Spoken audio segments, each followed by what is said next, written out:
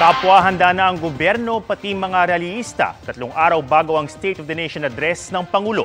Nakatutok si Tina Panganiban Perez.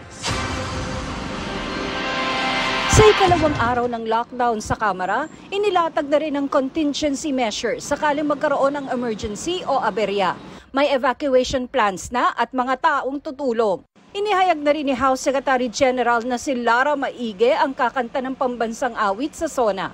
Abala rin sa paghahanda para sa SONA ang ilang grupo na magpoprograma bago sabay-sabay na magmamarcha papuntang Tandang Sora dakong alas 11 ng umaga. Nagkaka-disrupt na siya, nakakasama na, I guess they will have to act, no, contrary to, or to act, to maintain the peace. Pero kung tingin ko wala namang nagiging sagabal or hindi naman siya nagiging kaguluhan, maaring hindi naman din, payagan na lang.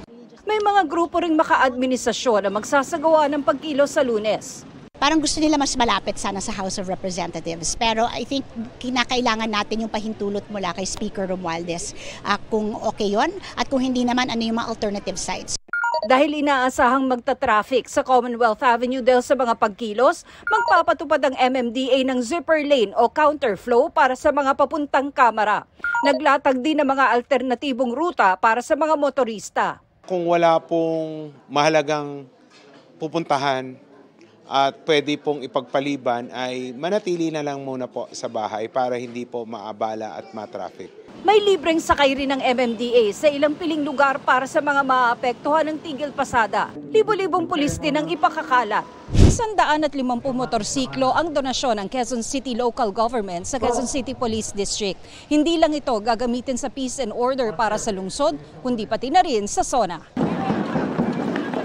Nagpakitang gilas din ng mga pulis sa isang kompetisyon para ipakita kung paano sila tutugon sa anumang pwedeng mangyari sa araw ng SONA. Maximum tolerance ang ating kapulisan, yan ang binibili natin.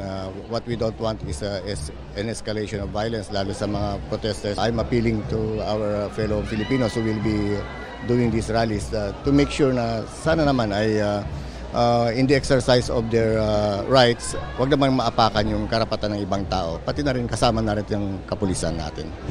Para sa GMA Integrated News, Tina Panganiban Perez, nakatutok 24 oras. Good news mga kapuso! Maaari niyong mapanood ang 24 oras at iba pa naming mga newscast sa aming YouTube channel. I-click lang ang subscribe button na lalabas sa screen. Sa mga kapuso abroad, maaari niyo kaming masubaybayan sa GMA Pinoy TV at sa www.gmanews.tv.